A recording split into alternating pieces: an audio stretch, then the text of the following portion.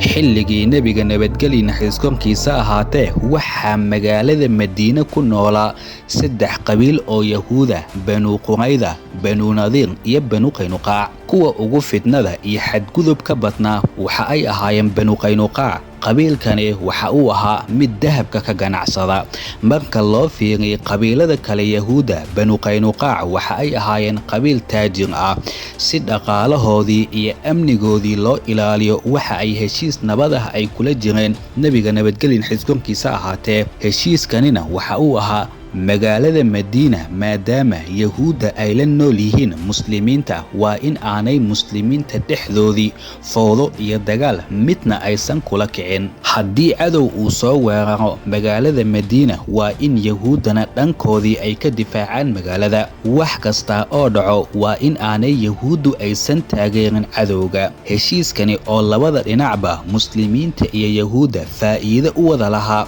haddana Yahuudu markii ay arkeen guushii weyneed ee muslimiinta ay ka soo gaareen dagaalkii Badar waxaa kordhay cabsidoodii. walwal xad dhaaf ah ayay galeen. waxa ay jeclaayeen in muslimiinta lagu soo xasuuqa Badar marnaba in aysan dib u soo noqonin. laakiin naxariista Alle iyo gargaarkiisii kadib markii ay soo noqdeen iyaga oo faraxsan muslimiinta waxaa gebi ahaanba isbedelay wajiyadii Yahuuda. waxa ay Yahuudii bilaabeen maadaama ficil gacan ka hadal ah aysan samayn karin in ay xanaaqoodii ay ku muujiyaan hadal iyo gabayo. si qarsoodi ah ayaa gabayo iyo erayo ay ugu weerari jireen nabiga nabadgelyo naxariiskonkiisa ahaatee iyo muslimiinta. maadaama ay ahaayeen dad ahlu kitaab ah muslimiinta iyo nabiga nabadgelyo naxariiskonkiisa ahaatee erayadoodii waa ay isaga dulqaadan jireen. waxa ay alifi jireen gabayo nabiga nabadgelyo naxariiskonkiisa ahaatee ay ku caynayaan iyo gabayo ay muslimiinta ay ku liidayaan. sababtoo ah waxa ay ahaayeen dad hoosta ka qarsanaya xanaaqoodii oo necab guusha muslimiinta. ficiladani erayada iyo gabayada iyo la shaqayntoodii hoose ee qabiilada Quraysheed ee magaalada si muslimiinta colaad ay ugu horayaan waxa ay ahaayeen kuwo si toos ah heshiiska ka hor imaanayay. asal ahaan marka la fiiriyo xaaladii xilligaasi iyo maanta wax badan kama duwano nolosha maanta.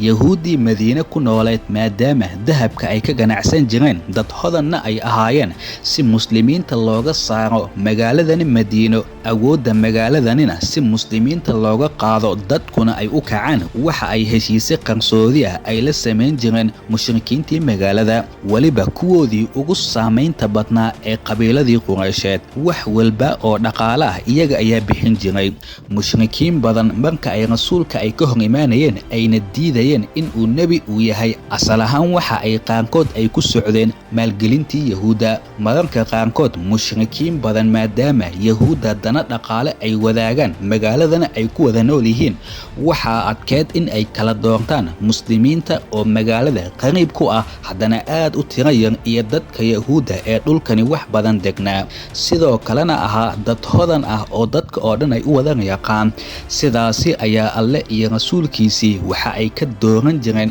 nolosha adduunka iyo dhaqaalahoodii kooban. xaalku sida uu sidani uu ahaa Yahuudana si hoose muslimiinta ay dagaal ay ugu wadeen. dhacdadii ugu foosha xumeed ee Yahuuda loogaga soo saaro magaaladani Madiina waxay ahayd markii haweeney kamida ansaarta Madiina oo indhashareer wadatay oo soo gashay dukaan kamida dukaamada dahabka ee Yahuudu ay lahaayeen. waxa ay rabtay haweeneydani in ay dahab ay ka soo iibsato. dukaankani dahabka Yahuudii ka shaqaynaysay waxa ay ku amreen haweeneydani in ay indhashareerka wajigeedii ay iska furto. haweeneydii ansaarta way diiday in ay wajigeedii ay furto. kaliya hadafka ay dukaankani ay u soo gashay waa dahab in ay ka iibsato. doodani koobneed intii ay socotay ayaa mid kamid ah Yahuudii dukaanka joogtay inta uu haweeneydani gadaal uu uga imaaday ayaa si tartiib ah dhankeedii qaybta hoose ayaa waxa uu ku xiray dun qaybta dhabarka ayuuna dunta uu ku sii xiriiriyay. waa sida qof fadhiya oo macwiistiisii ama qamiiskiisii hadba dhanka ay haweeneydani ay wadatay qaybta ugu hooseysa ee dhanka ayaa cirbad inta uu ka geliyo iyada oo aanan la dareemin ayaa cirbadani ay dunta aadka u yar ay ku xiran tahay ayaa qaybta dhaxda ah ee dhabankeedii ayuu dunta uu ku xiray sidaasina kolka uu qof uu istaago automatic qof qaawan ayuu noqonayaa sidaasi ayaa qofka dhankiisii qaybta hoose iyo qaybta sare qof kor loo qaaday uu u noqonayaa laakiin kolka uu fadhiyo qofka marxaladani ma uu dareemayo ninkii yahuudiga ahaa markii uu sidaa uu waxyeelay haweeneydani ugu dambeyn markii ay damacday in ay istaagto dhankeedii ayaa furmay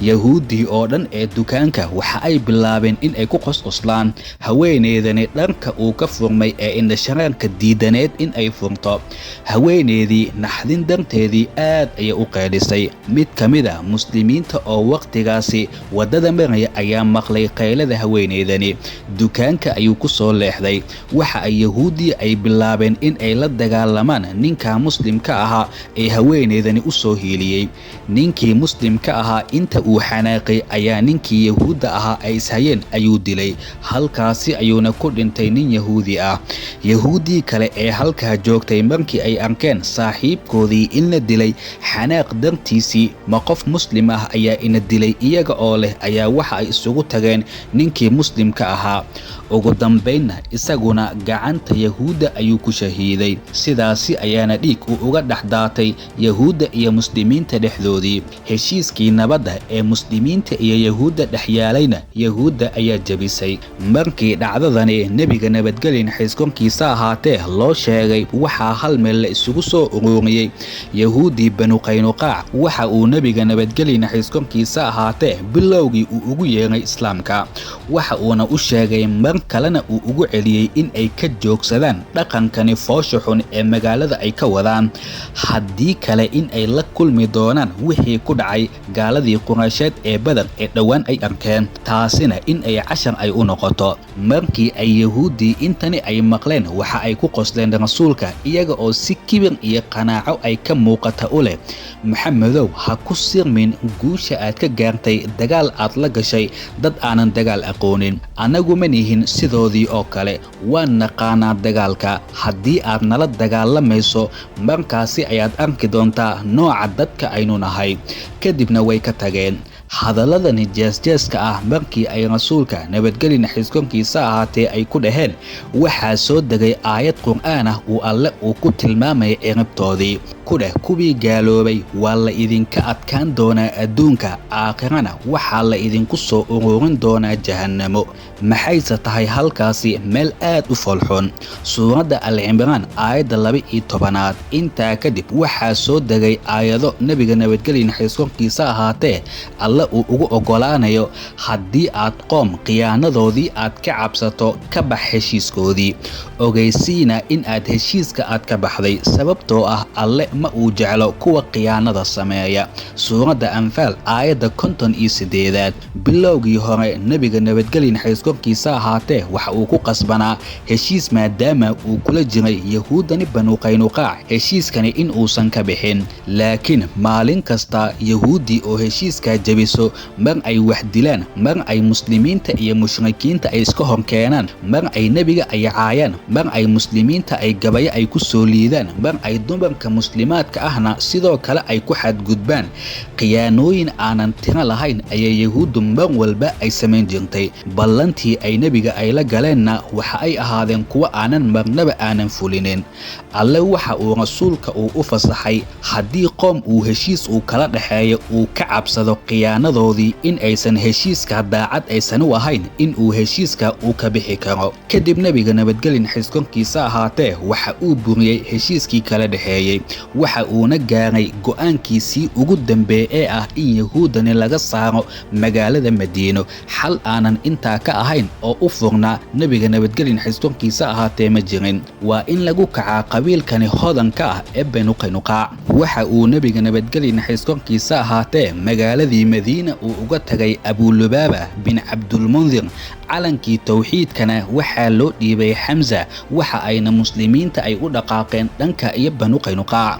yahuudani waxa ay ku noolaayeen qalcado adag oo xoog badan waagaasi xabad iyo waxyaabo wax lagu qarxiyo maadaama aysan jirin hadba qofkii meel dabaq ama san aad u adag gala way adkeed in halkaasi loo soo galo markii ay yahuudani qalcadoodii ay galeen waxa uu nabiga nabadgelyo naxariis korkiisa ahaatee uu ku soo rogay xayiraad dhinac kasta ah wax qalcadaasi ka soo bixi kara ama geli kara ma ay jiraan ilaa si nabad leh dhammaantoodii ay isku soo wada dhiibaan 15 maalmood oo xayiraad ah oo dhinac walba muslimiinta ay kaga hareereysnaayeen waxa ay ugu dambeyn ay ku qasbanaadeen in ay isa soo dhiibaan nabiga nabadgelyo naxariis korkiisa ahaatee intaa kadib waxa uu amray in dhammaantoodii gacmaha in laga soo wada xiro madaxweynihii munaafiqiinta ee magaalada Madiina markii uu maqlay in yahuudii gacmaha laga xiray oo gacanta muslimiinta ay ku jiraan si degdeg ah Cabdullaahi bin Ubay bin Salul waxa uu u yimid nabiga isaga oo leh Muxammadow u naxariiso xulafadeedii wuu ka jeedsaday rasuulka mar kale ayuu ku celiyay haddana mar kale ayuu ku celiyay markii saddexaad marka uu ku celiyay ayaa nabiga waxa uu dhahay Ilaahay hal lacnado iyaga iyo kuwa la jiraba intaa kadib nabiga nabadgelyo naxariis korkiisa ahaatee waxa uu amray in aanan yahuudani la dilin balse laga musaafuriyo magaaladani Madiina waa la soo tarxiilay waxaase loo soo tarxiilay yahuudii magaaladani ku nool dhanka iyo Shaam halka ay maanta Suuriya ay tahay Ubaada bin Saamid oo isaguna kamid ahaa xulafadii yahuuda ee magaalada waxa uu u yimid nabiga nabadgelyo naxariis korkiisa ahaatee si uu uga codsado in dadkan yahuuda ee la soo xirxiray in la sii daayo maadaama xulafo ay ahaayeen waaye magaalada dad hal meel isugula nool sidoo kalena ganacsada xiriir weyn uu ka dhaxeeyay ayay ahaayeen balse markii uu arkay Ubaada wixii dhaxmaray nabiga nabadgelyo naxariis korkiisa ahaatee iyo madaxweynihii munaafiqiinta Cabdullaahi bin Ubay bin Salul Ubaada hadalkiisii iyo ujeedkiisii oo dhan ayuu bedelay waxa uuna dhahay rasuulkii Allow waxa aan anigu saaxiib aan ka dhiganayaa Ilaahay rasuulkiisii iyo muslimiinta waxa aan ka tagayaa saaxiibtinimada iyo xulafanimada gaalada sidaasi ayuu u shaaciyay in uu gebi ahaanba uu jaray saaxiibtinimadii iyo xulafanimadii Banu Qaynuqaac markaasi ayaa waxaa soo degay aayadda 51 ee suuradda Maa'ida kuwa xaqa rumeeyo yahuuda iyo nasaarada saaxiib ha ka dhiganina iyaga ayaa qaarkood saaxiib u ah qaarka kale qofkii idin kamid ah muslimiinta ee ka dhigta yahuuda iyo nasaarada saaxiib iyaga ayuu ka mid yahay allana ma uu hanuuniyo qoom dhaalim ah waxa intaa kadib soo xirmay albaabkii xulafanimada iyo la saaxiibidii yahuuda iyo kiristaanka ujeedada ugu weyn ee nabiga nabadgelyo naxariis korkiisa ahaatee uu u doortay in uu yahuudani uu ka musaafuriyo magaalada Madiina muslimiinta dhexdoodii waxa ay ahayd ehelka magaalada in uu doonay in uu ka fogeeyo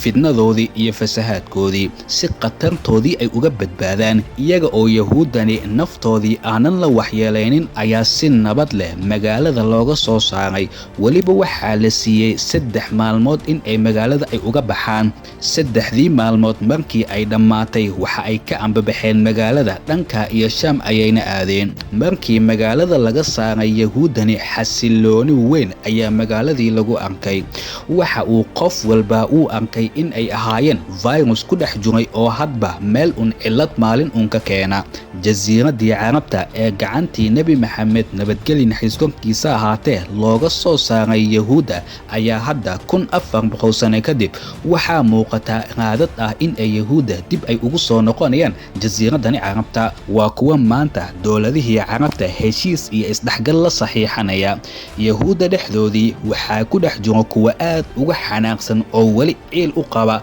maalin in ay dib dhulkani ay u qabsan doonaan maadaama dhulkani iyaga oo ku noola laga soo tarxiilay yahuudii hore iyo kuwa maanta waxba kuma ay kala duwano dhinac marka laga fiiriyo kuwa maanta ayaaba la oran karaa waa ay ka saameyn badan yihiin xagga iyo fitnada kuwii hore kuwa maanta muslimiinta ka sokow xitaa nidaamka faasidka ah ee dunida ka jiro ayaa waxa ay ku yihiin duulaan dowladaha taageera xitaa sharciyadii ay qorteen ayaa waxa ay ka marakacayaan in ay yahuudda aysan ku dhaqmin in ay yahuudda sharciyada oo dhan ay baalmarto. dunidu ma jirto dowlad lamid ah Israa'iil oo sharciyada caalamka si toos ah u baalmarta heer dowladaha oo dhan ay la wada yaabaan. sidaasi darteed dhibaatooyinka iyo fitnada diinta ay xambaarsan yihiin ayaa ka daran dilka ay geystaan, balse waxa ay si